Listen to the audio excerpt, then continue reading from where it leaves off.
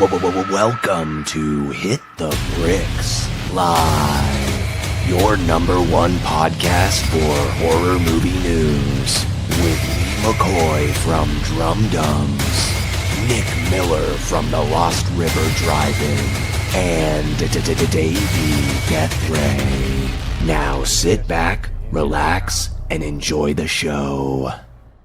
Hit the bricks, Dorothy. Love it. Welcome everybody to Hit the Bricks. This is episode 8. We're gonna make it to 10 pretty soon, guys. It's coming. I can feel it. Oh yeah. But that's the first time we debuted the intro. You know, we take our time. We do it whenever we feel like it's the right time to do it. And I sat down Sunday and I put that little thing together, but I based it all around Jeff Daniel Phillips. Everything had to land on Jeff Daniel Phillips. It didn't matter what else. And that's what happened. We landed on Jeff Daniel Phillips. Davey, how are you doing, brother? Doing well, yeah. Thank you so much for letting me simulcast this over on my channel, because usually on Wednesday nights I do Late Night with the Davey, and it just so matched up to be the 50th episode of Late Night, so I really appreciate that, Lee. You know, That's awesome. Thank you. The very first milestone. And Nick, I think you were on one of the first episodes of the show, so kind of bringing it back there as well. But yeah, it's just, you know, I say this all the time, but it's an honor to do a show with you guys, especially with you, Lee, that I've been watching for so friggin' long. So to be able to share the 50th episode of Late Night with a Hit the Bricks episode, I'm pretty pumped. Yeah.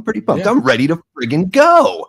And by the way, guys, Davey's like mere subscribers away from 1,500. So if you're on my side of things and you're not subscribed to Davey, what are you doing? Get in there. Let's get him to 1,500. Wouldn't it be great if we could get him to 1,500 before the end of this stream? That'd be insane. Yeah. It'd be better than a root canal for sure. But there's my segue into Nick. Nick, he's gonna be feeling it tonight. We'll see. You know, because I remember I was watching some of last week's episode or the last episode. And Nick's always, you know, he's shot out of a cannon sometimes. But I don't know what kind of Nick we're going to get tonight. You know, can he fight through the pain? Just wait. Tell us about it, Nick. Tell us about this situation that you get going on. Well, I think if I smile, you can still see like this side of my face isn't going up all the way yet because it's still kind of numb. Is it numb? That sucks. Yeah. But no, man, I'm all right. I honestly, the reason why I'm so like just kind of like chill right now is because I was just watching Instagram Reels and eating pizza. And then I looked at the time and I was like, oh shit, like I gotta go set up. So it's usually we just need to get that one topic, you know, that's whatever topic it is that's gonna fire me up. And then it's, you know, it's off to the races from there. But yeah, no, I'm all right, man. I'm all right, guys. I'm happy to be here. I'm sorry. I want to let the audience know I was the one that spearheaded the movement to postpone Monday, so I apologize. Now, in my defense, Davey joined as well, but I was the one that was like, Lee, I really want to go see Jurassic World, dude. Like, come on. And I felt bad because, like, I mean, as Davey and I say all the time, Lee is like the guy. You know, you don't want to be like, sorry, Lee McCoy, I don't have time tonight. But I'm a 30-year-old child. And so, you know, I find out that Jurassic World's playing a week and a half early for a mystery movie. I'm going to be there. So, dude, I didn't even still work. I found out that early that morning that it was going to be Jurassic or sometime during the day I found out and I was like, damn it. And I was wanting to go to see the damn movie. And I convinced Christian. I convinced him to go. I was like, I don't know what you're doing tonight. But he was like, man, after Dominion, I don't know about that. And I was like, dude, like, come on, you're not doing anything anyway. And he was like, all right, I guess I'll go. And he loved it. Said it was his favorite since the first movie. So let me say hello to some people. And then I'm going to ask you guys briefly about Jurassic World Dominion. Oh my God. We'll get there. But Linda, Adrian James, Jamie Hart, Chester, Davey Guthrie. Who's that guy? Chris, Movie Misfits, Chester, Maxwell, how are you doing? Seen some other people pop up in here. Ashton Luck, Brett, Goodwill Hunting. How are you doing?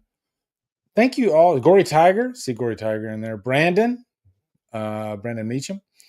Tyler Adams. Thank you all for diving in for these Hit the Bricks lives that we do. And I do put these up on probably the next day. I'll put it on Spotify. All the episodes are up on Spotify. Even the episode that inspired this whole thing, the Rob Zombie's Halloween 2 Love Fest that we did probably 6 months before we actually started doing this. So and it's been a fun ride. We're loving it. But I guess back to Rebirth. I guess I haven't seen the movie yet. I remember seeing the first Jurassic Park in the theater, and I remember how big, like, it, I think it's not even like every year. Maybe it's every few years. There's like this event movie, be it your Jurassic Park, be it your Titanic, be it your Jaws, which we'll talk a little bit about Jaws tonight since it's got an anniversary. But I think ever since the first Jurassic Park, we've been chasing the quality of that first movie. And I think it's impossible to capture the magic that the first movie had. It was well, I don't want to say lightning in a bottle because Spielberg directed it, and timing, it was the perfect time for dinosaurs to come along. But, here we are, 7 movies in now in Rebirth, but I saw some mixed reviews on it. I think both, like, I'll start with you, Davey. Give me your opinion on, I guess, the franchise as a whole and this new movie. Yeah, so I was like going into 6th grade that year that it came out in 93. So it was, I mean, it was a massive event, especially for people my age. Like everyone had the Jurassic Park, like Trapper Keepers, and like everything that you got for school that year was like Jurassic Park themed. So that was huge. And for me, like growing up as a big Jaws fan, I felt like the original Jurassic Park was like a spiritual sequel to Jaws, since Spielberg did both. They're both these kind of monster movies that sort of elevated the game at their time and sort of reset the way that we looked at these big blockbusters. I mean, even though like the Roland Emmerich disaster movies and all that stuff, they're not near the quality of Jurassic Park. I do think there's some like elements from Jurassic Park that a lot of those disaster movies tried to like borrow, big ensemble cast, like, a lot of action, but jokes at the right moments, just these like little things that became kind of tenets of big movies that we would see, especially during the summer. And the second movie I thought was fine. The third movie, I dug the adventure aspect, but didn't really connect to the characters in the way that I had hoped. And I gave a total miss on the 3 films in the next 3 movies with Chris Pratt. I had no interest in anything they were showing me in the trailers. But when I saw the trailer for this one, I was like, oh, this seems like they're going for a little bit more of that, getting near to horror, more thriller, more adventure, kind of getting back to a feel that was going to be more similar to the original. So I was interested. And honestly, Nick was acting like such a little kid in the chat that I was like, I saw my gosh, it's infectious. I was like, now I want to see it. And I've been trying to do better at just doing pre-recorded material on my channel anyways. And I'm like, well, shit, if I have the opportunity to check this out early and Nick's already buzzing on it, let's just go ahead and make this happen. That's the thing about Nick. When he puts up one of his shorts, like reactions, or even like his reviews for a fresh movie that just came out, he can't fake it. Like that emotion that he has for a movie that he loves, it comes out, and there's no way you could say he's kind of making that up. I don't think he really no. Nick loves it. So Nick, what were your thoughts on Rebirth? Any other things that you wanted to say outside of what you said in that short? Well, yeah. I tried to be really vague in the short, and it killed me. Like I was like, oh God, the embargo. Like I don't want to step on any toes. So it's like, I have to be vague here. No, the one I go back to is my Halloween Ends out of the theater reaction because, I did one that I sent to Christian where I was just recording myself. And I was like, dude, I was walking to my car and I was like, I cannot believe that I loved that fucking movie. And like, I was so excited and I sent it to him and he sent me the same thing. He's like, dude, so did I. But this was, so I was somebody that actually was a fan of the World Trilogy for the most part. Like nothing's going to touch the original. I'm not a fan of the Lost World. It's definitely my least favorite Jurassic Park movie. Wow. That's aside from the for me. Aside from the RV scene and the T-Rex in San Diego, I really don't care for the movie. Yeah. And but I liked World. Fallen Kingdom is my favorite of that trilogy because I feel like J.A. Bayona, the director, actually tried to inject some horror into it. That Indoraptor, there's that scene with it, like throughout the mansion. Like I love that. Dominion, yeah, man. You know, I had fun. I guess I could say, bugs. but it's not good. But it was cool to see the original trio back, like on screen together. I was like, okay, this is cool, even if the movie's not great. But Rebirth was really good. It really was. Some of the mixed reactions I saw, I just couldn't get behind, man. Like I really couldn't. The plot here is simplified. It is not over complicated at all. Good. It is very. We need this, and this is where we're going to get this. That's the plot.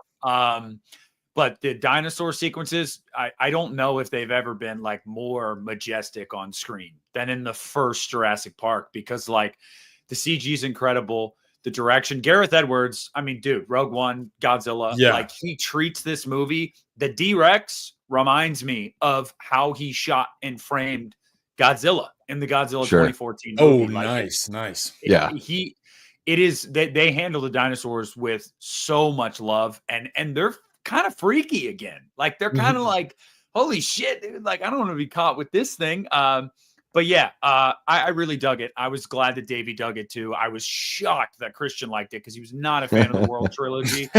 Hard to gauge.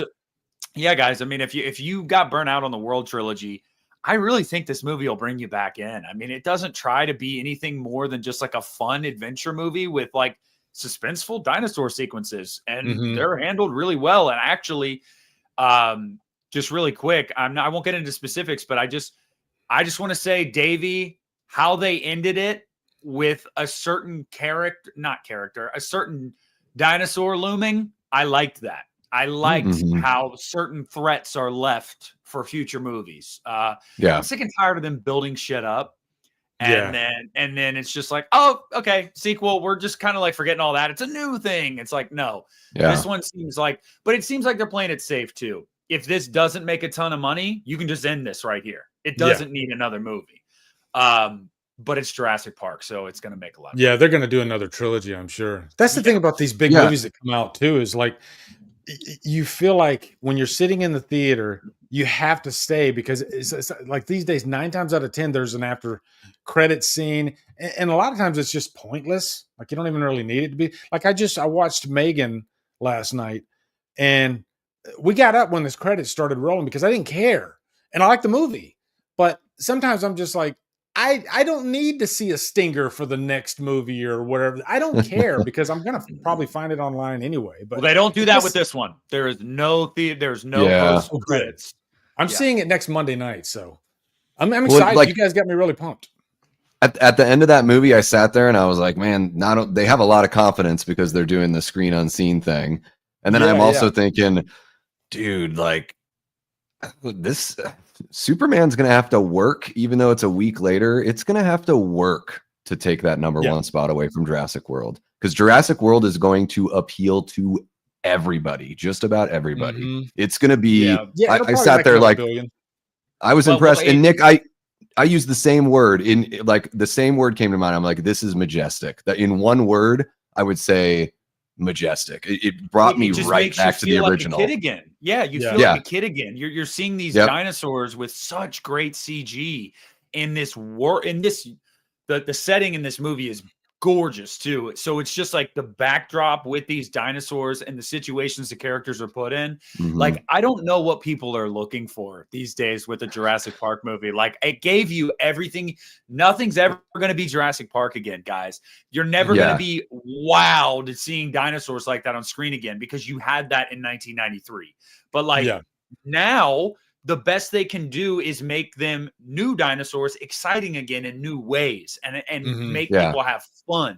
And that's what this movie did. So I don't know how anybody's like, oh, I don't like it. Like, whatever.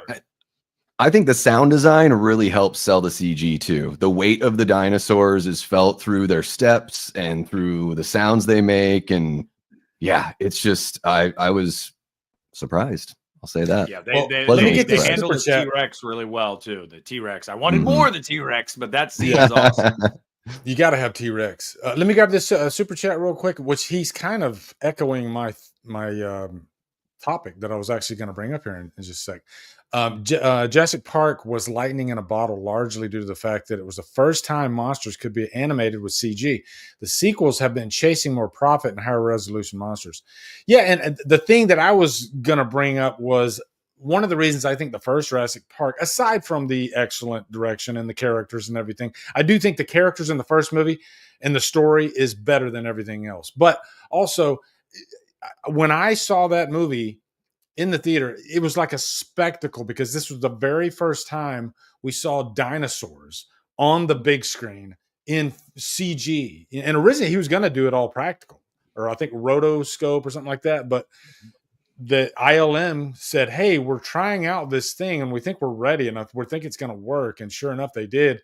And they were able to marry practical and CG in a way that you almost couldn't tell the difference back then. And, you know, using the lighting and the shadows, especially with the T-Rex coming out. Oh, so, buddy, they do the same thing. Yeah, with lighting and shadow in this movie is Gareth Edwards' best friend. I'll say that. And I will also say one thing I really loved. They bring back the font from the first Jurassic Park. Oh, so when there's stuff like on the screen, like where it says so and so years later or whatever, or the location they're at, it's the font from the original movie, and I'm like, that's cool. So it's a good transition into Jaws, which I think was one of the first of its kind. Sure, there's been monster movies before Jaws, but I think Jaws really, more than any other movie, brought the realism. Like this felt like this could really happen. A shark this big. And I watched the new Jaws at 50 documentary. If you guys haven't seen it, I highly recommend it. And there's been so many Jaws documentaries, and I was kind of like skeptical, like, should I even watch this? Because I've seen everything. I know everything about Jaws. I know everything about Halloween. But sure enough, they surprised me. And plus it had the newness, you know, the shiny plastic on it and everything. But there were a few surprises along the way.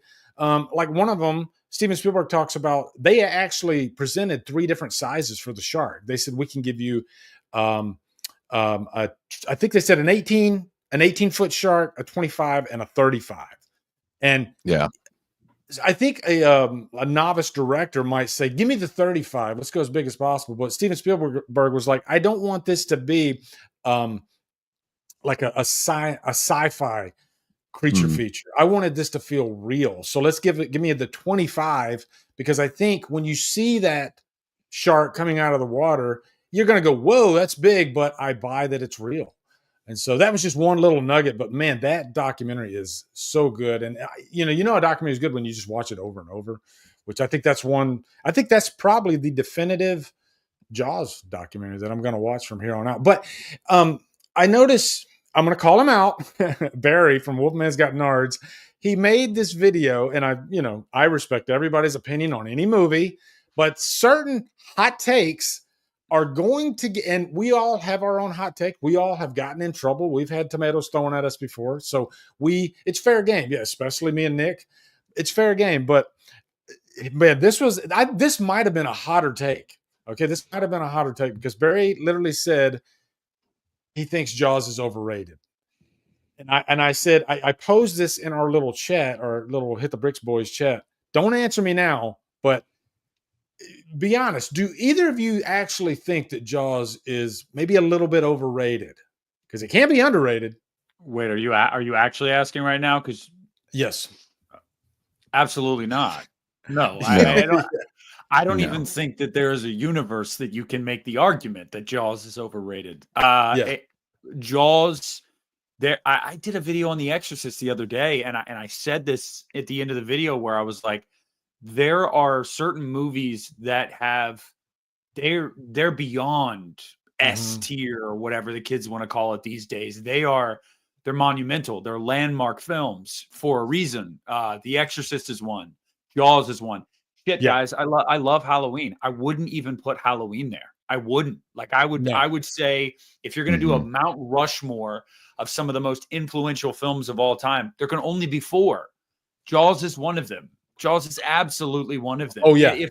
If for nothing else, that it's still, we talked about this weeks ago on an episode when we briefly were talking about Jaws and its impact. And it was just like, guys, people 50 years later, like their fear of open water came from that movie. Like people are scared of big swimming pools because of that movie. People are scared of rivers, even though great white sharks can't be in a river because of that movie. Like, no, absolutely not. I won't even hear the argument. I saw the video and I don't even need to click on the video. No, thanks. I'm not clicking it because it's just no, I don't agree. Well, I think the ultimate test of any of these elite, forever, whatever you want to call them, you know, your Exorcist, your Halloween, your Jaws, at the end of the day, do you watch it? Are you tempted to watch it? Every year, are you foaming at the mouth to watch that movie? Because if you are, then there's your answer right there. It's not overrated. And I can tell you right now, Jaws is the movie every July. I'm like, if that's in the theater, I'm going to go see it. And I've seen the movie when it comes to vacation season and 90-degree weather, what is one of the first movies you think of? Like, I need to watch this. It's Jaws. And it's never even a chore to get through. Like when I throw on Jaws, it's like a symphony. Like the movie starts and I'm locked in. If Jaws just happens to be on the TV when I'm flipping through, I got to stop. I can't help it. Those characters are just so good. Hooper and Brody, they're all just amazing characters. Quint. And I fully respect Barry's opinion. And I'm sure there's more people like Barry out there that maybe Jaws is just not for them. Maybe they don't like shark movies. I don't know. There's always outliers, right? So I fully respect that opinion, and I would never call somebody stupid for having that opinion. We all have our, again, hot takes. And that is the hottest of hot takes. I will just say though, Lee, I have always felt like there's a difference between saying that a movie is not as good as people make it out to be, or that a movie is not for me. There is a difference there. And that is a fine line to walk. I can look at a movie. I say Dr. Sleep is better than The Shining, and I get a lot of shit for that. But that takes nothing away from The Shining. I'll never say The Shining is overrated. I'll never say The Shining isn't as good as people say it is. I just happen to prefer its sequel. But yeah, there are certain movies where I'm just like, really? Like, I don't even want to touch that. Like, when people say The Exorcist is boring, or I don't find The Exorcist very good, I'm like, we're done talking. We're no longer having a conversation. 3 is better than Exorcist. Here we go. Yeah. I mean, not only did Barry say that it was overrated, he said he doesn't think it's a masterpiece, which I think is like maybe even a hotter take to say that Jaws isn't a masterpiece. I mean, I think I can think of a few films that I think are technically more impressive, something like Citizen Kane or 2001: A Space Odyssey, stuff like that. But when it comes to Jaws, it is my favorite film of all time. I don't think anything's ever going to replace that as my number one movie of all time. It got, like, I saw it when I was about 5 years old. It got me into movies. It got me into sharks. Like it set me on this path to where I would later on stumble, upon Child's Play and Halloween and all that kind of stuff, kind of set me up for that. But not only that, one of the great points that the documentary makes, that Spielberg says at the very end of the documentary, is that after Jaws, he had final cut on every movie moving forward after that. And if that doesn't say that the movie, accomplishes something that goes beyond even our individual opinions of the film, then I don't know what does. I mean, it was such a massive achievement. I don't know if anyone could have pulled that movie off and have it be as sincere and have it be something that just breaks genre walls down. I mean, Jaws is thrilling. Jaws is dramatic. Jaws is comedic. Jaws is horrific. It's got pretty much every subgenre mixed in so well. There are so many quotable, memorable lines. Even within one or two lines of dialogue, there's like parts of those. Like when Quint introduces himself, the very first line he says, "Y'all know me, know how I make a living." Oh, God, and then the very last thing he says, the head, the tail, the whole damn thing. Like, all this stuff that he says is just so memorable. And that's just one character. And I do still think the shark looks great. The music is amazing by John Williams. The way that Spielberg fits so much into frame and focused at different depths of field. When Brody is on the little you know, the little shuttle across the causeway or whatever with Mayor Vaughn and all the other politicians and everything. There's like 7 guys in that shot at all different points. Everything looks great. There's just something so beautiful about even the most like run-of-the-mill shots in that film. So while I totally, I respect Barry's opinion, I don't agree with it all the time. And I love Barry. He's one of my biggest inspirations to do what I'm doing. But I thought he was as nice as you can be while still being wrong. Yeah. Okay. Yeah, I think we beat up on Barry enough. Hello to Matt in the chat. He was saying Exorcist 3 is better than Exorcist.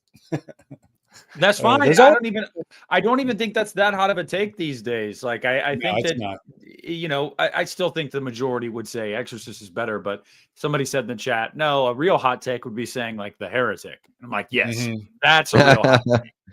Oh, that's holy shit. That's a hot take right there for sure. Sorry, Scorsese, man, that movie is not good.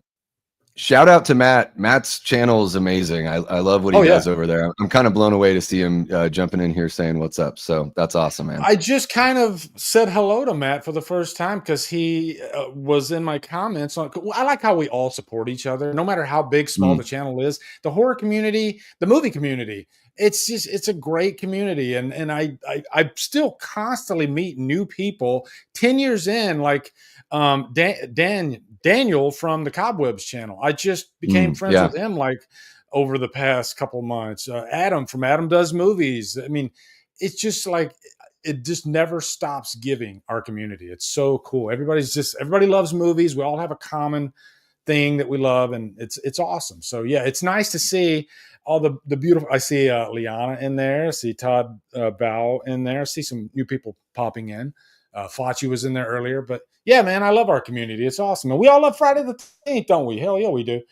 They are officially shooting Crystal Lake. Everybody take a breath. Hold on. Wow. They're literally shooting. Guys, think about this. I don't think we've let this sink in yet. Okay. When's the last time we had a chi ha ha ha on the screen? It's been what, 2009? Like official, like studio driven? Yeah, 16 years.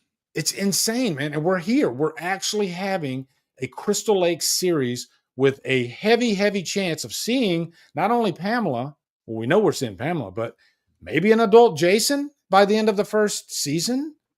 Who knows? Before I read through this a little bit, but really the big news is they started shooting. It's happening. We'll read a little bit of it just to see if there's something we missed. But what are your feelings right now? I'll start with you, Nick. Like, how are you feeling about this? Are you pumped? Are you scared that they're going to fuck it up? What's going on? Well, there's still so much about it that's vague that, like, I don't know how to really gauge the moment aside from it is a landmark moment in the sense that something is finally happening and people have asked for that for years and years and years. So, you know, I'm happy for that. And I love Linda Cardellini. And, you know, I'm interested to see what A24, you know, what kind of spin they might put on this.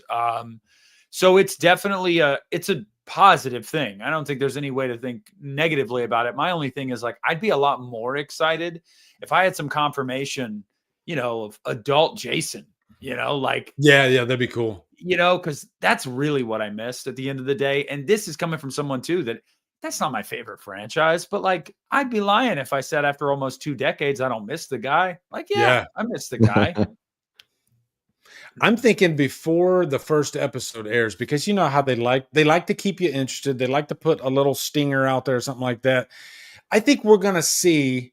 I'm calling it right now. I think they're gonna put out just a little image, maybe a close up or something of a hint of a hockey mask or a Jason or something like that. I think they're gonna give us something to make us go, oh shit. I'm not 100% sure I'm going to see Jason, but they're teasing me right now. I think they're going to give us a tease. I don't know. What do you guys think, chat?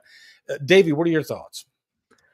Well, I'm excited because this is one that, you know, for the last year or so, maybe not quite a year, but ever since they got rid of Brian Fuller and they brought on Brad Caleb Kane, there was a little bit of a gap there. So when they brought on the new showrunner, and I felt like they kind of let us down without giving us just a logo or just some sort of like teaser art, just something to whet the appetite, because there have been there were a couple Friday the 13th after they announced Brad Caleb Kane.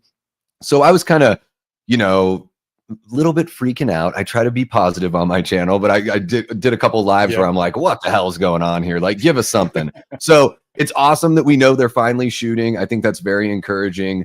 I'm really looking forward to, I don't even know if I need a hockey mask or anything. I'd love to see like almost like a cast photo, but while they're in character, sort of like the check out Crystal Lake, where campers and, young counselors come together to learn about life skills. And you get like a nice picture of the whole cast, and you can totally see Jason there, like, snuggled up to his mom or whatever, just something that gives us, we already know the direction that the story is going to go and what is ultimately going to happen. So I would kind of like the teasers to be like, look at this idyllic summer camp where like your young ones go to learn about life and nothing ever goes wrong. Like that's kind of what I want to see. So I'm hoping for some of those teases, and please give us a picture, Brad Caleb Kane, on your Instagram of the friggin' Camp Crystal Lake sign. I just want to see the logo, the sign. Yeah. I want to start to feel what the world is going to look like before we actually see a trailer. I'd love to have some of those breadcrumbs. And just so you guys know, Peacock A24 will do all the legwork on the extra advertisement for you guys, because we want to talk about this and we want to see this so bad. With social media and the the modern day of marketing and whatnot, I guarantee you, Davey, we're going to see a lot of like production stills, images before we see our first trailer. I'm calling it right now. I'm sure they're going to be giving us a lot of like behind the scenes shots and Polaroids, a series of Polaroids of the counselors or the characters, them doing activities, just stuff that makes it seem like get us into that world even before we, see a teaser.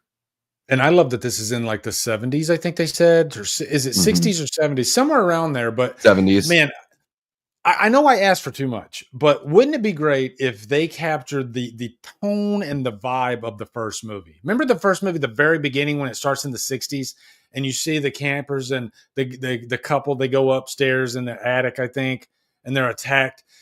That scene scared the shit out of me when I was a kid. There was just something really frightening about that scene, and I've been chasing that ever since. And I would love if they actually can, because I don't think anybody's expecting scares in this series. And wouldn't that be a nice bonus if they actually put in some a terrifying Pamela Voorhees? Like maybe she does she starts off nice and sweet, sweet lady and everything. Lee, I don't mean to interrupt you, but Blu-ray Addict just said it in the chat, and I just saw it on Twitter. I don't want to mispronounce his name. Denis Villeneuve, or the dude. Denis Villeneuve, is set to direct the next James Bond movie. Whoa, that's I know his name was. We don't even have a new Bond yet. Yeah, but they already got a director, which means if they got a director, I think they got it narrowed down. I think. I'm sure. I know who the new Bond is. Pedro Pascal. Pedro Pascal. He's everything. Whether you want him or not, he's everything. Dude, I'm going to say it right now. I am so sick of Pedro Pascal. And it's not his fault. It's not his fault. He's a working.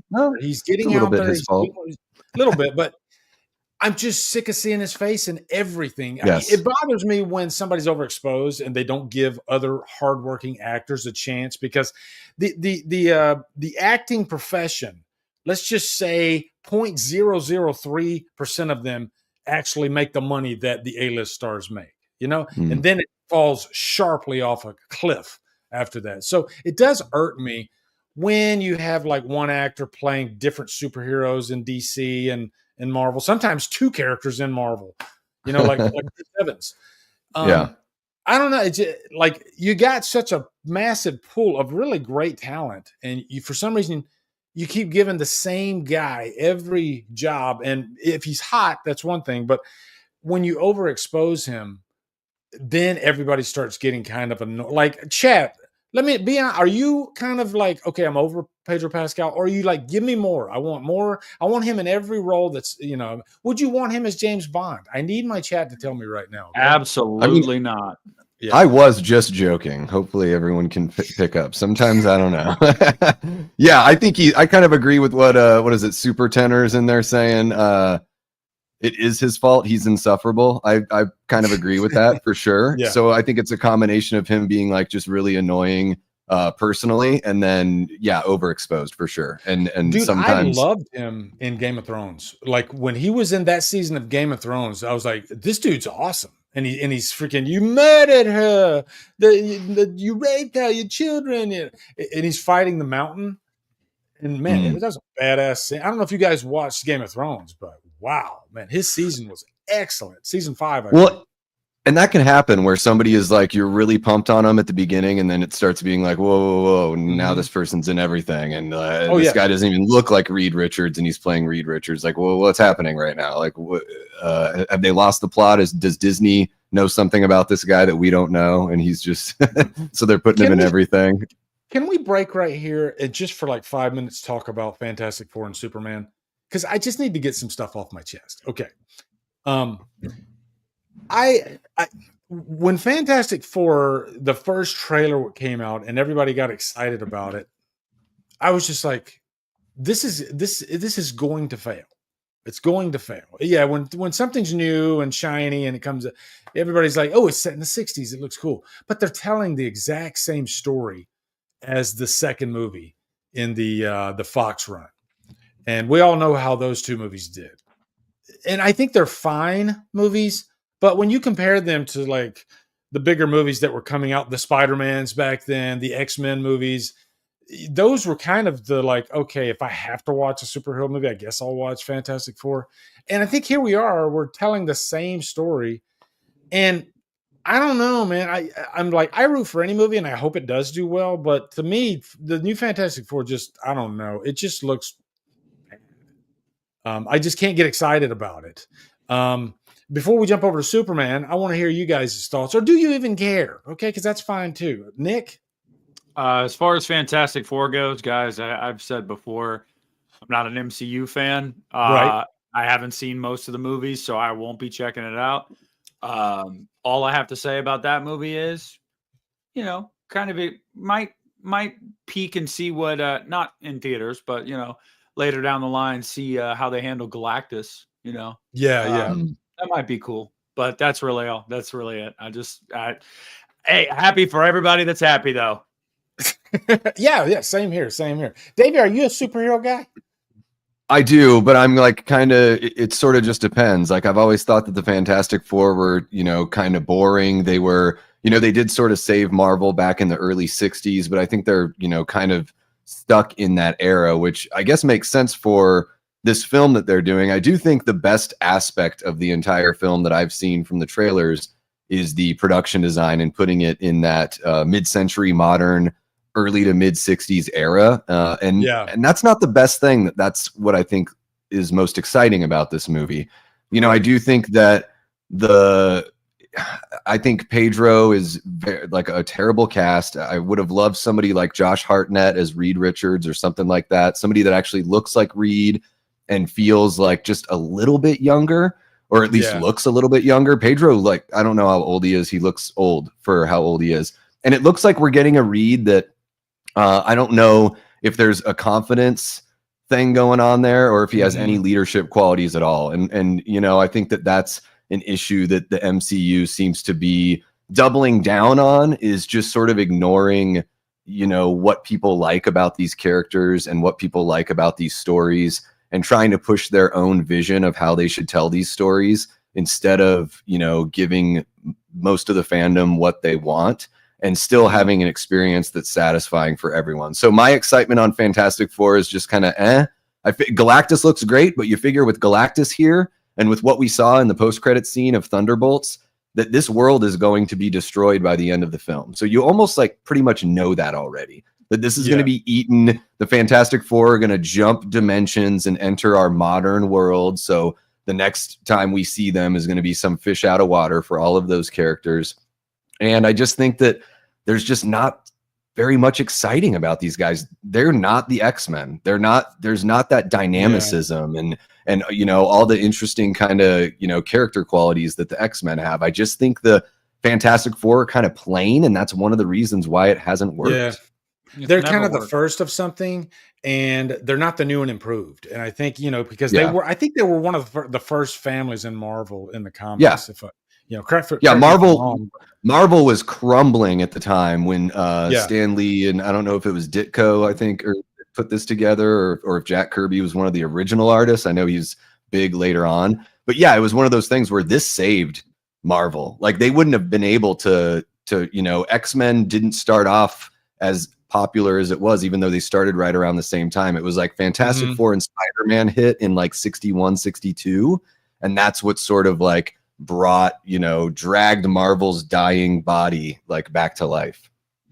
I'm curious about Nick here for a sec. Okay. And I'm curious about anybody that says they're not a fan of a certain subgenre. Then I like to try to whittle in and like kind of hone in on, okay, let's see if I can crack the code though. So Nick's not a fan of comic book movies, but hold on. But I'm sure you've watched some. So do you have even though it's not like your biggest genre, I got two questions for you. One, do you have a favorite? And two, do you tend to, I'm just guessing here, but I'll bet Nick probably likes, if he has to watch one, it's got to be something on the darker side of things. Am I wrong there, Nick?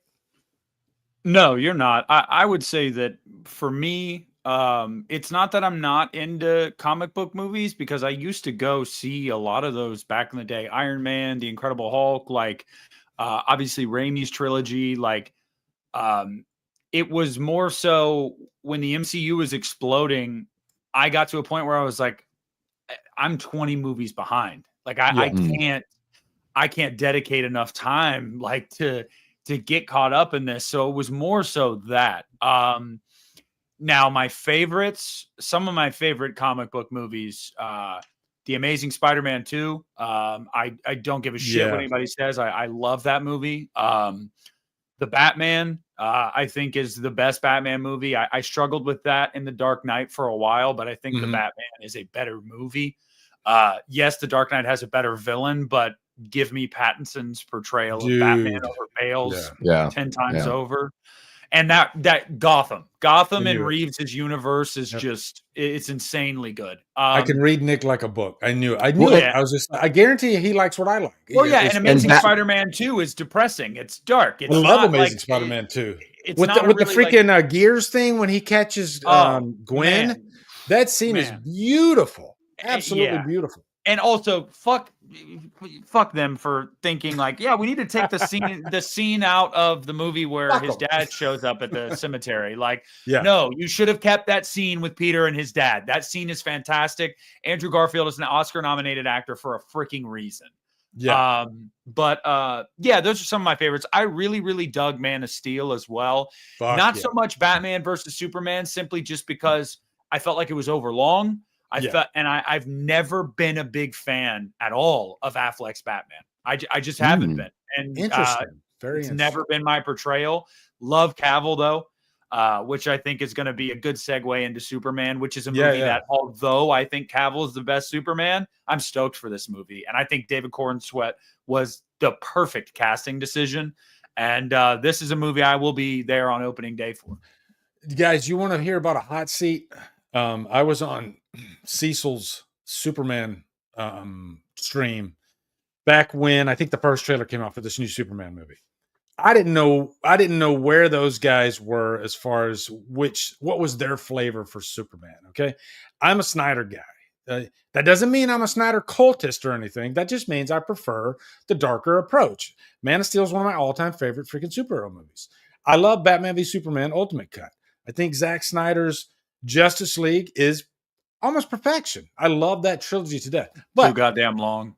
Yeah. Too long though. But that hot seat that I was sitting in, it was 5 of us. All 4 of the other guys, it was just a massacre. They all were shitting on Zack Snyder's trilogy like you wouldn't, like you read about. It was just insanity. And I was just sitting there and I'm the last one around the room. And you got Cecil. I fucking hate it. It's a piece of shit. And then you got Adam. They're freaking destroying buildings. How dare they? And then you get to freaking cosplay Chris. Same thing. They get to me. I'm like, I kind of like it. It's just out of nowhere. But that's part about, fandom. and we all just have different. I like the darker shit. I can't help it. Maybe there's something wrong with my pacifier when I was a baby, and it made me like darker shit. I don't know, but yeah, dude, like the Batman, and Davey, I'm interested to know what you think about the Batman, because I don't know if I've ever really heard you talk about the Batman. But I know Lee was a big fan of the Batman, and I'm a big fan of the Batman, and I just that was like that is one of the few comics I did read growing up, and like it constantly gets misremembered that like Batman wasn't always this like crazy gadgets and superhero action sequences and stuff. Like, no, I loved Reeves's take. Like, he's kind of like a detective in a way. He's also kind of like this brooding emo kid that like is depressed, and like I love that world so friggin' much. It didn't feel comic booky. And I think I loved that about it. Like, dude, Farrell is the Penguin. I don't know. But, Davey, where are you at with the Batman? I loved the Batman. I have wanted a true, like a real detective version of Batman for such a long time, because he's supposed to be the world's greatest detective. He is like a ninja meets Sherlock Holmes. And we've never seen that. There's one scene in the whole Dark Knight trilogy where he like he does like a ballistics test with a bullet in a brick to find out where the bullet came from. That's the one thing that we get. And then this movie in the Batman with Pattinson, I loved how he and Jeffrey Wright's version of Gordon were like a team, like they're a partnership. Even the police don't really like that Gordon is bringing Batman in to do these things. And I loved that the Riddler kind of gave me these Michael Myers meets Saw kind of vibes. There was something so creepy about his like wide eyes all the time with that mask and the glasses. So the tone of that movie I really enjoyed. And yeah, I thought Pattinson was great. That's a version I've been waiting to see. I do like the Ben Affleck version of Batman because he's so hulking and large that to me he looks so much like the version that we see like in The Dark Knight Returns in those comics. And guys, people say that Batman doesn't kill. Well, in the very, like, if you want to take it all the way back to the OG Batman days, he had a gun and he shot people and laughed at them after he killed them. And I know there's a big gap between that and the Batman we know, but when people say, oh, this character doesn't kill characters, they're just regurgitating something that they heard somebody else say and they don't really know it themselves. So I'm cool with a character.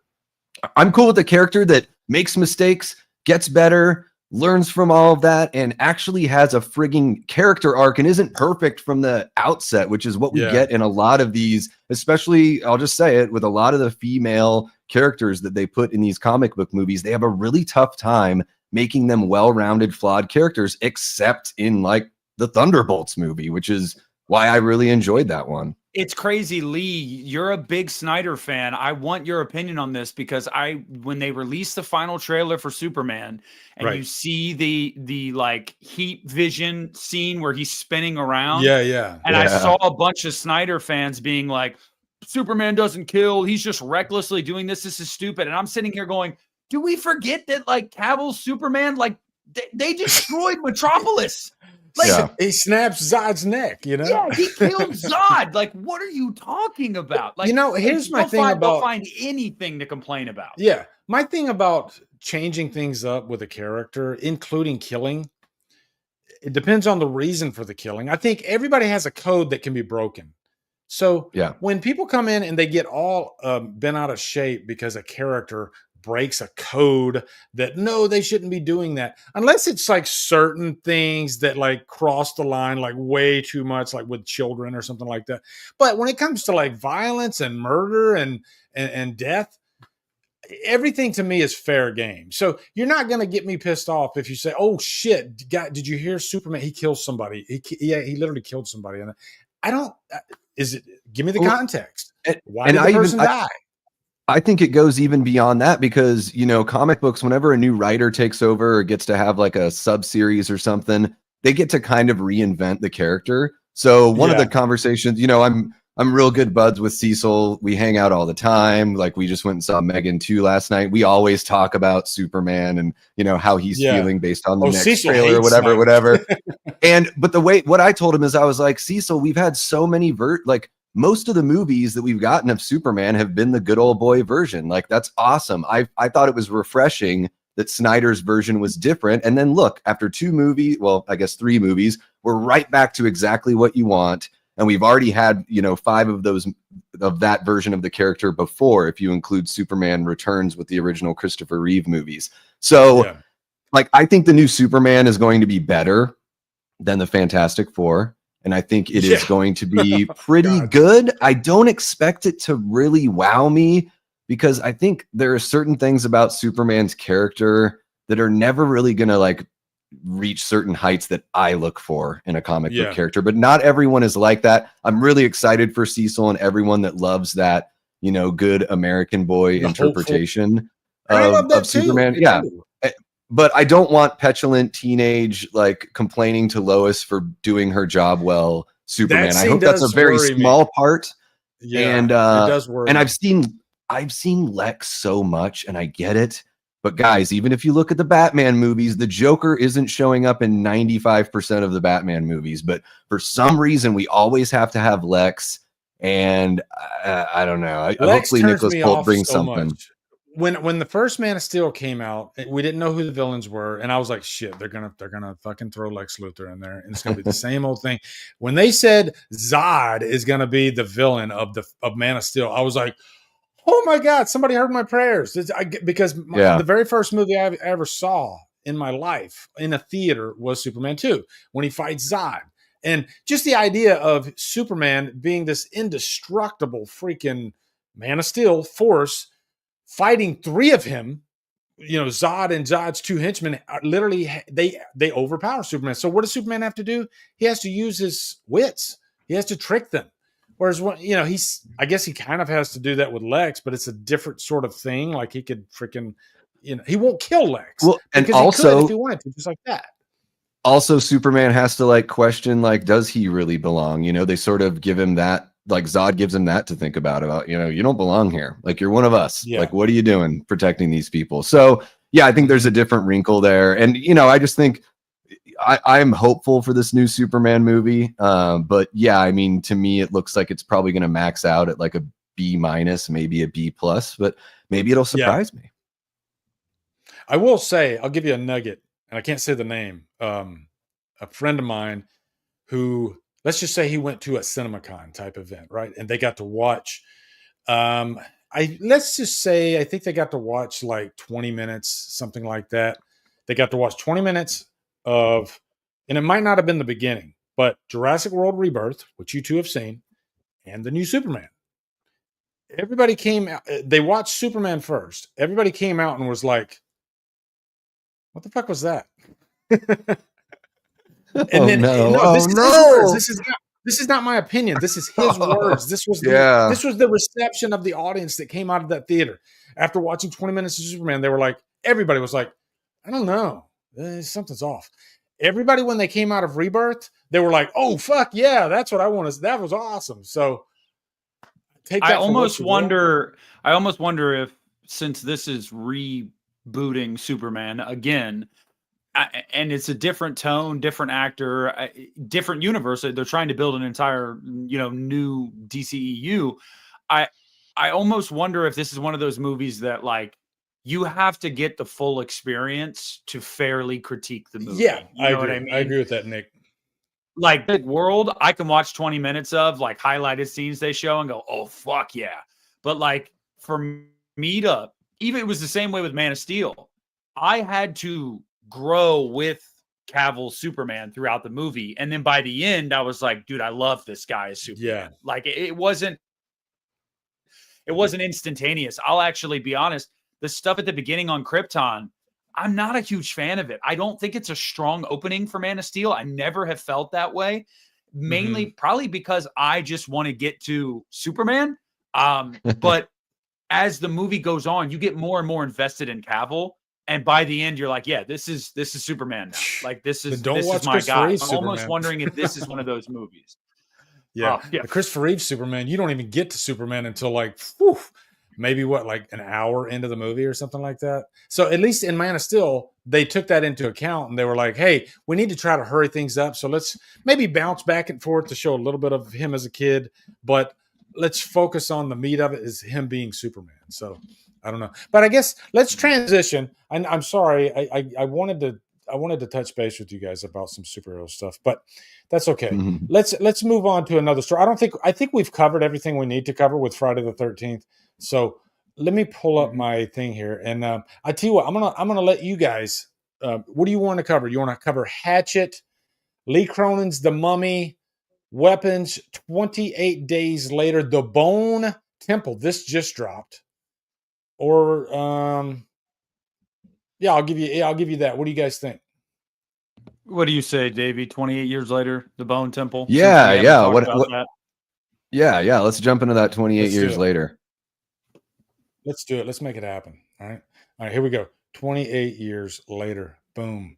Okay. This just dropped, I think, within a few hours ago. 28 years later, The Bone Temple will release in 28 weeks. That's cool. I didn't even know about that.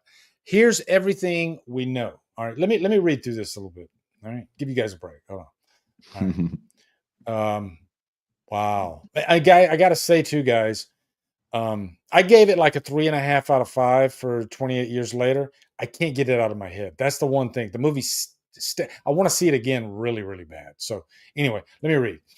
How Hollywood typically works is that sequels aren't ordered until movies prove themselves to be box office hits. But the story with 28 years later is a bit different. The long-awaited sequel to 28 Days Later and Weeks was conceived as a trilogy from the outset, with both Danny Boyle's 28 Years Later and its own sequel uniquely filmed back-to-back. Yes, that means 28 Years Later, The Bone Temple is already wrapped production with director Nia DaCosta. That actually has me interested. Candyman, I was a fan of Candyman, at the helm.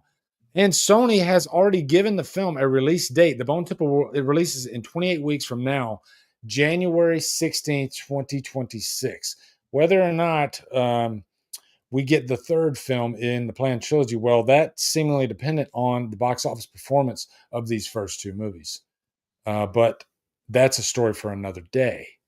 Okay, so today we'd like to focus on The Bone Temple, the title of which makes a lot more sense now that we've seen 28 years later. The titular Bone Temple is, of course, a primary location in Danny Boyle's trilogy starter. The construction of a mysterious man by the name of Dr. Kelson, played by Ray Fiennes. Kelson turns out to be a kind-hearted man who has taken up a unique hobby in the years since the world went to infected shit. Dr. Kelson has taken it upon himself to construct a literal bone temple made primarily of the skulls. Let me see. I'm going to kind of skip through here. Because I'm thinking like, okay, what has been left unsaid? What do we need to find out about?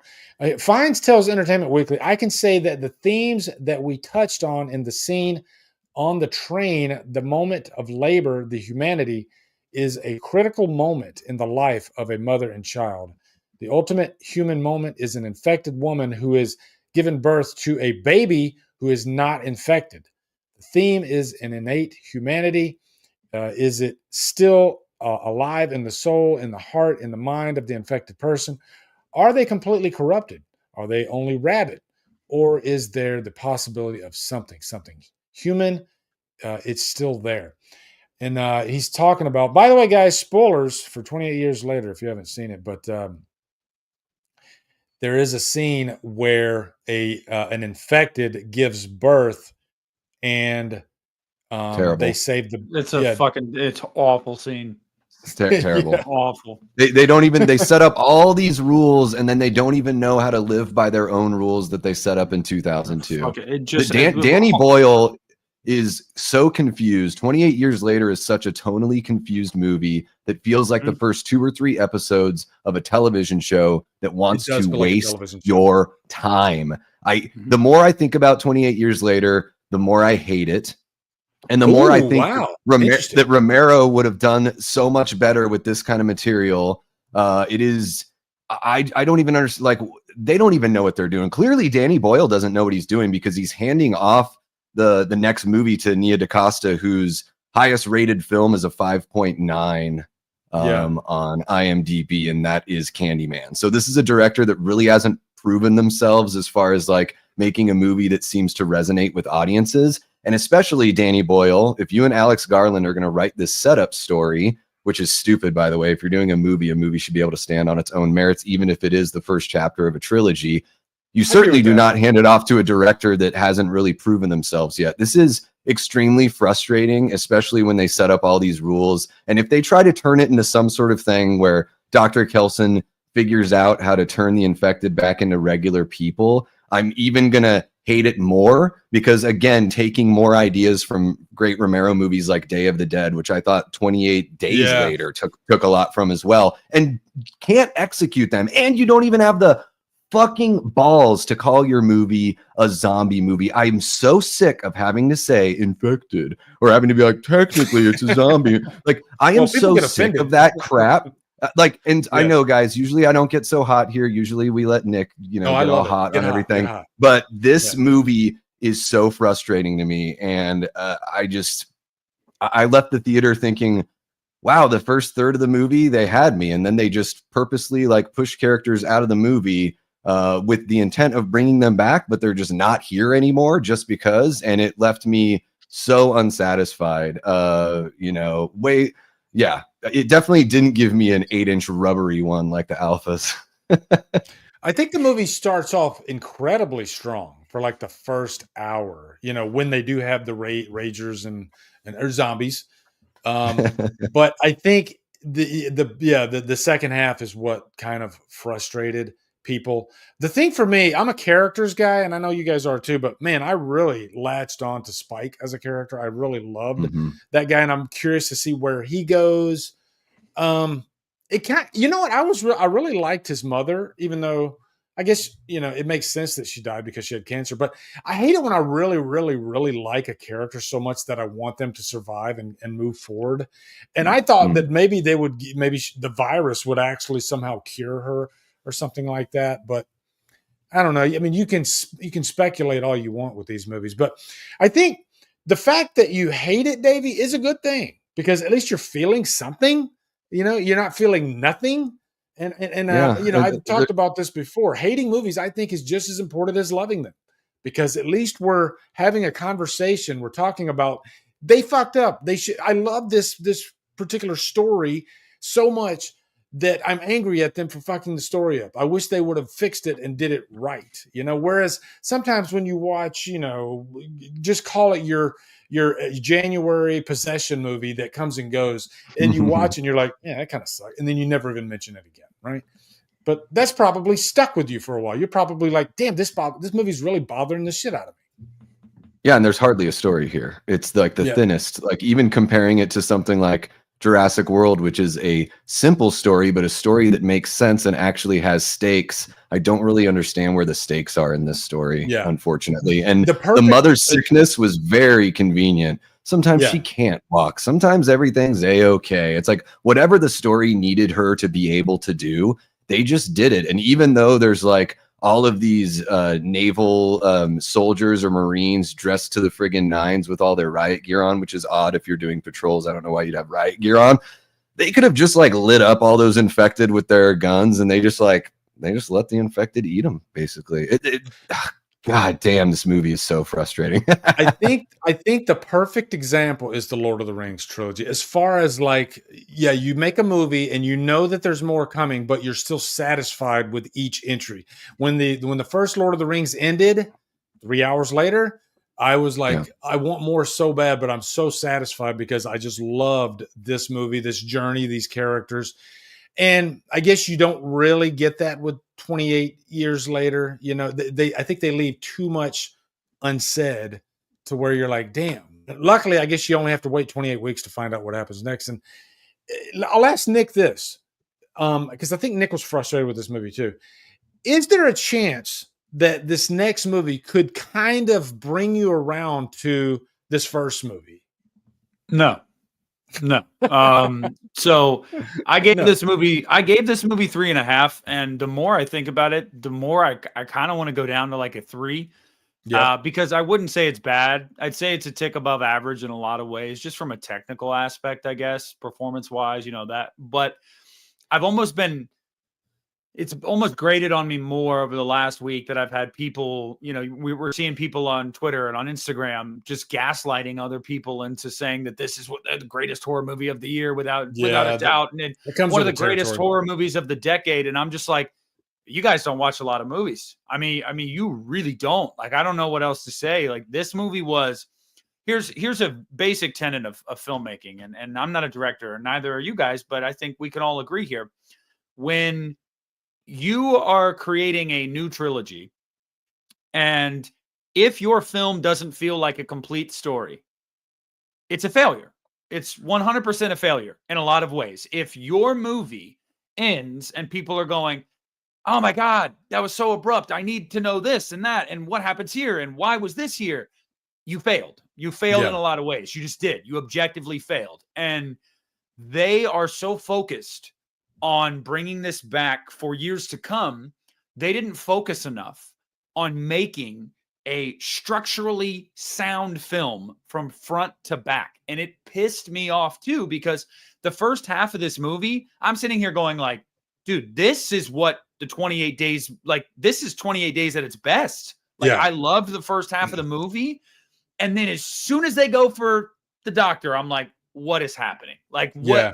It started to fall apart for me. And my God, if people try to gaslight me into saying that the scene where the mom dies is so beautiful and it's harrowing, dude, what the fuck? She's sick. And you find out it's cancer. So then the doctor's like, we're just going to kill her. I'll be right back with your mom's skull. And then he's like, here's mommy, find a place to put her. What? You weren't going to let him have like 6 more months with his mom? What the fuck? And you just gave her you gave him her head. And like, any kid would have been traumatized, would have been like, this is my mom's fucking head, dude. Like, I'm sorry, guys. I know. And then the ending. Look, I think another thing that people have been doing that's actually really annoying is like, oh, it's you just don't get it. It's very British. It's very British. This is very British. Guys, that just sounds like a colorful way of you sidestepping the fact that it's just kind of shitty storytelling. Yeah, like, I love British movies. Yeah, that's fine. We can just say that. Like, we don't have to have excuses. Some of it's just shitty storytelling, and that's okay. And I know a lot of people too are like, oh, but the performances were so great and the movie looks so great. Yeah, there are other aspects to a film that have to be good. And I'm sorry, but when a film feels like 2 totally different movies in one, which is what this movie felt like, and then furthermore, the strongest stuff of that first movie, Aaron Taylor Johnson and Spike's relationship, gone, done. We're going to something else now. Oh yeah, he has and then at the end they're like, wait, remember his dad? It's like, dude, give me a fucking break. I'm sorry. Like, honestly though, Davey, I will say with Nia DaCosta, I was a big fan of Candyman, and if nothing else, I'm just going to say this. I'm glad it's going to a different director, because Danny Boyle showed me with this movie. I had issues with 28 Days as well. He showed me why I was not hyped for him to come back. I wasn't. And so it's like, thank God it's going to somebody else. Because if this would have been Garland and Boyle for all 3 movies, dude, after this one, I'd have been like, I can't do it, man. Like, you can't tell a linear story for me. Like, it's the tonal shifts are insane in this movie. I don't know how anybody can be like, no, I don't know what you're talking about. What the fuck are you talking about? Like, Christian was like, I loved the movie until the doctor showed up. And then it all fell to shit for me. I'm like, yeah. Well, I think the movie every movie should be beginning, middle, and end. This movie is beginning, middle, and then the movie just ends. And so that's a problem, because there should be those 3 acts or those 3 parts. And also talking about the tonally confused stuff, the needle drop during the montage scene at the beginning when they show everyone in the village, there's some like kind of modern like Brit rock pop song where I'm like, fuck, dude, you're already taking me out of this. Like, is this supposed to be serious or not? And then the wild song they play at the end in the very, in that last scene, I'm like, another needle drop that's totally taking me out. Like, you do not know how to make a serious zombie movie. And the weird editing of the stock footage of the soldiers and the archers and everything. I'm like I get it. I understand that they're having to go back to like basic ways. We can see that. Like, the fact that you have to try to tell that with editing. every 5 minutes. I was like, minutes, yeah. I'm like, this movie, it either doesn't respect me as an audience member, or they don't know what the hell they're doing, or maybe a healthy combination of both. Well, the thing is, it's not focused 100%. And that's the thing you got to have in any movie. And you can have different acts that go different places, but you still got to be focused towards a goal of something satisfactory at the end of the movie. And funny enough, 28 weeks later, which people don't talk about enough, is easily like one of my, and I'm not just blowing smoke, that is literally one of my favorite zombie movies ever. 28 weeks later. I saw that in 2007 in a dark theater. It scared the fuck out of me. It's insanity. This movie had none of that as far as like scares go. And, you know, we're horror fans. We don't get scared by much. That movie fucked me up. The scene where the father meets the mother that he left in the middle. So he's got all this guilt. And then he, you know, he kisses her and then he doesn't know, but he turns into a, and then he kills her.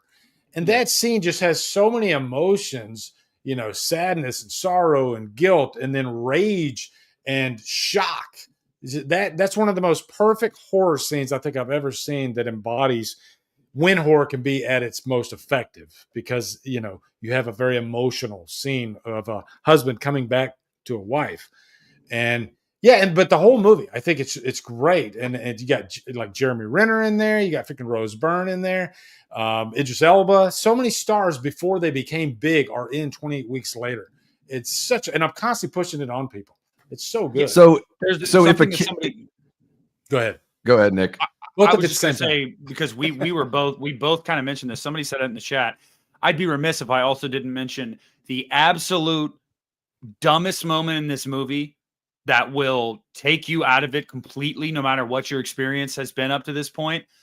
An infected holding hands with a cancer patient, giving birth on a bus or subway train or what. I mean, so fucking stupid. I was like, you don't want to go near a rager. Like you are dead if you interact with a rager. Like, in most zombie films, infected films, they're not going to know. They're not going to care. That shit's probably just going to fall out or it died.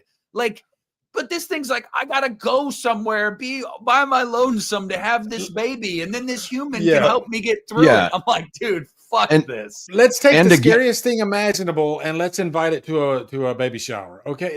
That's what they're doing. It makes no sense.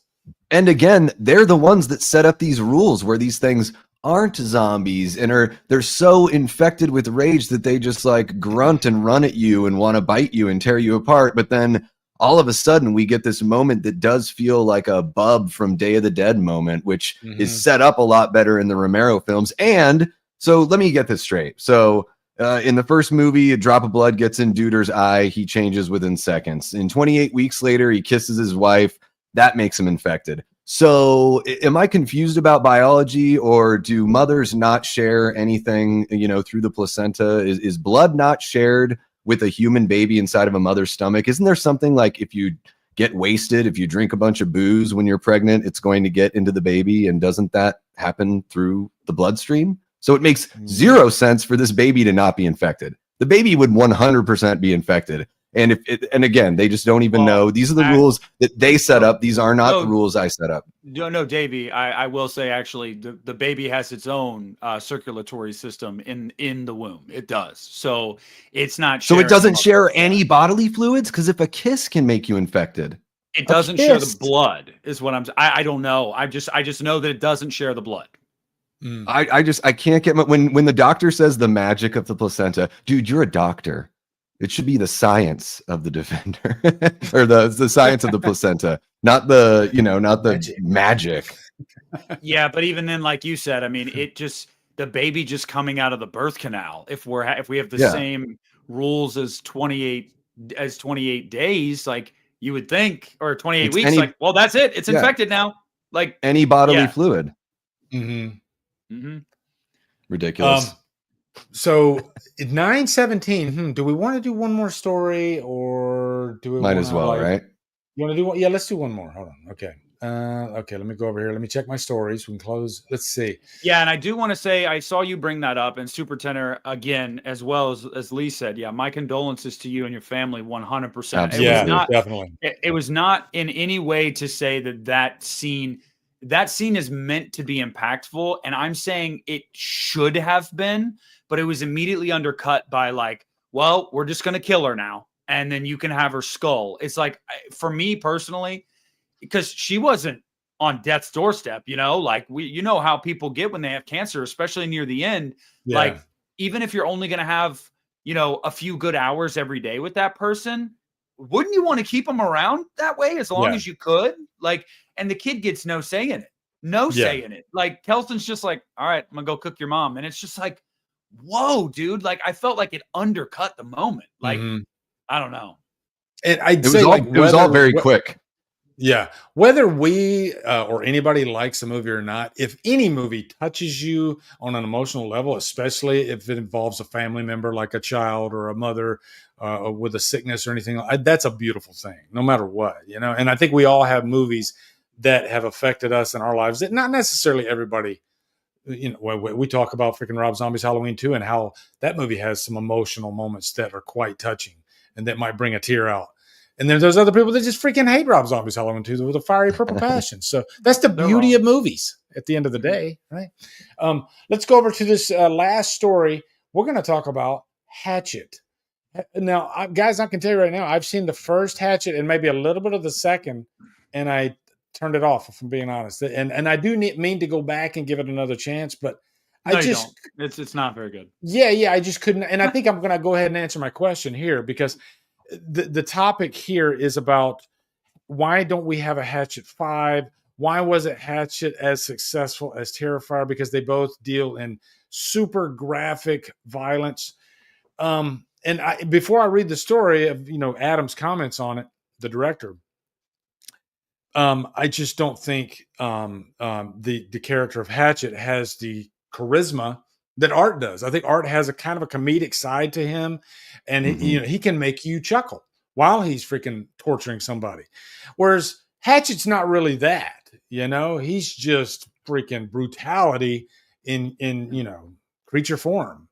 So that's my take. What do you guys think? Davey? I have not seen any of these movies because they have not come very highly recommended. Let me just say that. There you go. That's kind of an answer. Look, I've got a lot of stuff to catch up on. We find out more and more how big of a fraud I am every single episode of Hit the Bricks, but I'm catching up on some stuff. But yeah. I've heard that with these movies that there are some impressive, practical effects, and no one really says anything else beyond that, unfortunately. So yeah, I think that even though the Terrifier movies, it's not like they're giving you some grand story or anything like that. There's a little bit of that, but I do think that, yeah, what you're saying, Lee, like if you're going to go that route with like the super intense gore, then you need to have a character that's bringing something else to the table, at least something that brings a different level of entertainment. It's pretty much I'm not going to read through that because I kind of just did while David was talking, but it's pretty much a licensing thing, sort of like what's going on with Friday the 13th. There's like 5 different entities that need to like be on the same page to even get a new movie. And then do you even want to do a new movie when these movies aren't that, bankable, I guess. So I think that's the answer. And Davey, I mean, don't knock yourself out too bad because I've only seen the first one.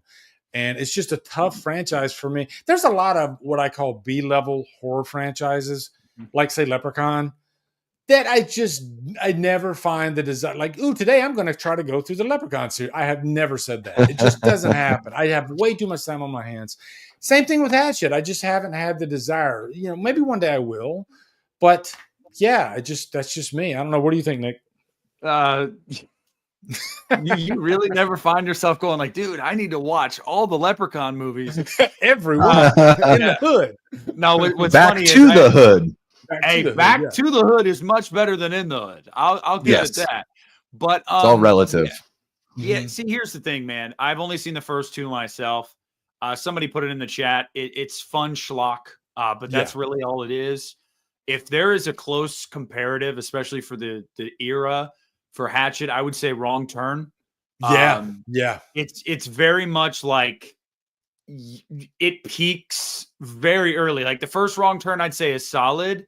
And there's stuff to like in some of the sequels, but like it's mostly a chore. Tough. Yeah. And, I reviewed that entire franchise and it was tough to get through. Yeah. One of them, I think it's part 6 is basically a porno. Like it is. Oh, it is. Yeah. Pretty softcore porn, pretty much. Yeah. So it's like, I think they're schlocky fun, like Super Tenor said, but I honestly can't recommend Hatchet to anybody. I really can't. And I haven't seen all of them myself, so I'm not going to sit here and be like, oh, yeah, the 4th one, though. Like, no, it's cool. Danielle Harris, that's great. I think a lot of us have love for Danielle just because of Halloween. And 4 and 5.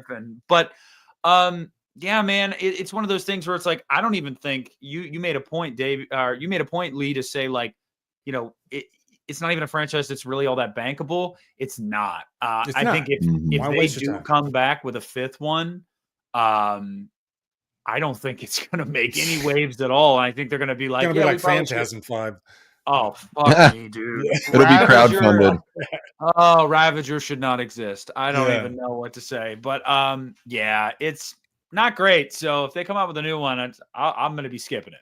Yeah. All right, guys. I think that's going to wrap it up. Again, well, wait, Lee. Go ahead. Before we end things, we've got to talk about theater etiquette. I know you only have like 7 minutes. Yeah. We got to get, because we all have stories to share, guys. So I didn't want us to miss that. I'll start with mine because mine's probably the least interesting.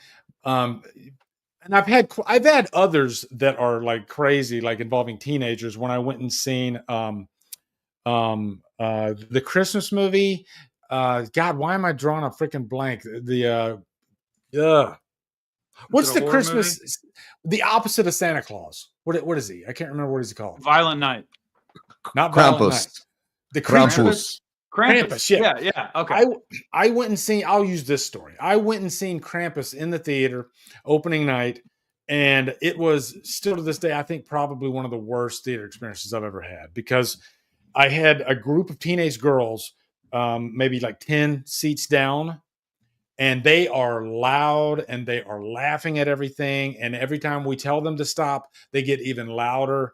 And I think that's the worst I've ever lost my temper. And, so leading back to this recent one that I had this last weekend, it's a guy with his phone on the brightness at, full. Like his brightness was so loud that the entire theater could see the reflection of his cell phone. And I guess I pick and choose my battles, because I'm like, is he going to do it again? Okay, he didn't do it again. And plus we were seeing How to Train Your Dragon. So if it's a movie like I'm dying to see, I'm going to probably flip out. If it's a movie that's like a kid's movie that I don't really care about, I'm just like, okay, I'll just put my head down and eat my popcorn. So now, Davey, what was your story? So I'm sitting there in the screen unseen, showing of Jurassic World Rebirth, and the theater's packed. There's people of all ages there. Everyone's super pumped. Everyone knows what the movie's going to be. And there's this guy 2 rows in front of me, just to my right. And during the whole opening scene, he's got his blankie. Stop bringing blankets to the theater, people. He's got his blankie and he's got his phone. And he's trying to put like the blankie and the phone, like holding his hands over the phone to where like he thinks no one can see it. But he's like, this guy's seriously watching like UFC or kickboxing or something on his phone. And his phone, like I can see it, dude, in my periphery. I'm trying to watch the movie. So the opening scene ends and they put some text up on the screen and everything. And he's still doing it. And like I even tried to put my hand, like I tried to do this with my hand to try to block it or whatever. The text goes up, and like I never do this in the theater. I don't do this, especially in Arizona. I don't want to get shot or whatever. Yeah. But it was this out of shape, middle-aged, white dude, and I'm like, this guy's probably not. This guy probably can't even get it up anymore. So, anyways, I just go, dude, turn off your phone. And the guy in front of me is like, what, me? And I go, no, bro, you're cool. That guy right there in front of you to the right, turn off your phone. And the guy like doesn't turn it off. And I go, bro, it's real easy. Turn off the phone. And then I turn to the guy next to me and I go, I swear I'm not a dick, man. And he's like, no, I'm right there with you. It just gets annoying. And he shut it off. I'm like, dude, do that at whatever movie and you're still a jerk, but to do it at a like this secret screening of this like brand new movie a week and a half ahead of time, get the fuck out of the theater if you're not interested. Get out. Anyways, I'm a hot one. Like I gotta go grab a beer after this or something. I gotta calm the nerves down. I did see a middle-aged older woman stand up one time because a bunch of teenagers were in the front. This was years ago. And I'm not lying. Quiet theater, except for them acting like assholes. She stands up, says, "Hey," looks straight down and points her finger. She goes, "Will you shut the fuck up?" Like really loud in the theater. The whole theater like roared. They're clapping. They're like, "Yes!" That's amazing. And I was like, that's what you want to happen, but rarely does it ever happen. They carried her off like Rudy after the movie ended. It was like Rudy. Sure. Yeah. And then mine was similar to like it was Monday and it was packed. It was like sold out. And so I was next to two random dudes. And like the guy on my left was really cool. Like we got to talking a little bit about movies. I could tell he was like looking, me 15 years in the future. Like that was the guy to me. So I was like, cool. And then on the right side, this bald 50-year-old dude in his Skechers comes in there by himself, and first thing he does, he literally sits in the chair and goes, "This thing fucking recline?" And I was like, "Yeah, the button's like on the side." And he goes, "Ugh." And he like reclines it. I'm like, okay, whatever. This guy might be annoying. The entire movie, he kept burping, and it grossed me the fuck out. Like, oh that my is God. disgusting. You're right next to me. Like, so that pissed me off. He kept talking to the screen. Davey, there's a scene where a certain character named Bobby has a date in the water. We'll just say that. And out loud, he just goes, "Bye, Bobby." And I'm like, oh my fucking God, like you're this guy. And I can't remember what the song was in the third act. There's a song when all these lights come on. And there's a song. Stand by Me. Stand by Me. He starts singing it in the theater. I'm like, are you fucking kidding me? And I almost said something. I was like, dude, I'm not going to do it. I'm not going to do it. Like, but he was so annoying. And then when the movie was over, he had to make sure everybody heard too. Like, I'm in the Midwest. So, white people in the Midwest clap if they like the movie. So there's people clapping in the theater or whatever. And as soon as the clapping stops, he goes, and gets up and walks out. And I'm just like, dude, I don't condone violence, but I really wanted to hit him with my car in the parking lot. Like, I just can't stand that. Oh, I didn't even mention too, like midway through the movie, he just lifted his leg and pulled out a big ass wedgie, like right next to me. And I'm just like, bro, dude, no etiquette at all. The burping, the talking, the singing. I'm just like, and then you got the loud laugher. I'll close it out with it. Have you guys had the loud laugher? Okay. Oh yeah. Yes. I was at Megan last night, and the guy sitting next to me, and there's some funny moments in the movie, and everybody gives. I laughed a few times. I shit you not. You would think that this was the first movie this guy's ever seen in his entire life, or Megan 2 is the greatest movie ever made and the funniest movie ever made, because he had to laugh at every single line that the doll Megan said. And I'm not talking a lot like, no, I'm talking like that loud, and everybody in the theater's quiet.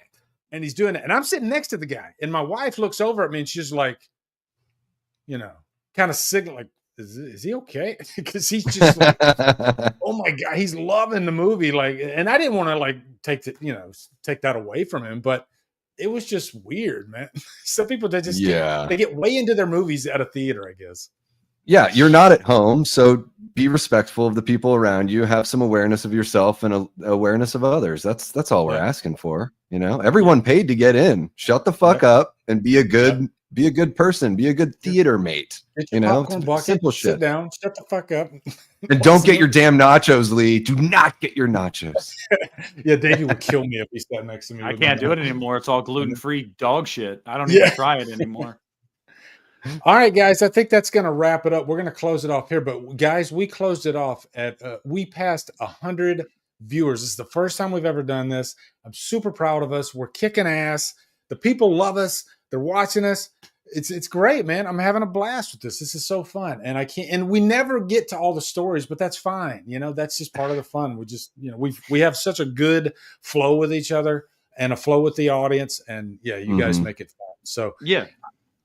So I'm gonna say goodbye to you guys because I got to end it because I got something coming up. But guys, take care of each other. Love you. Take care, y'all.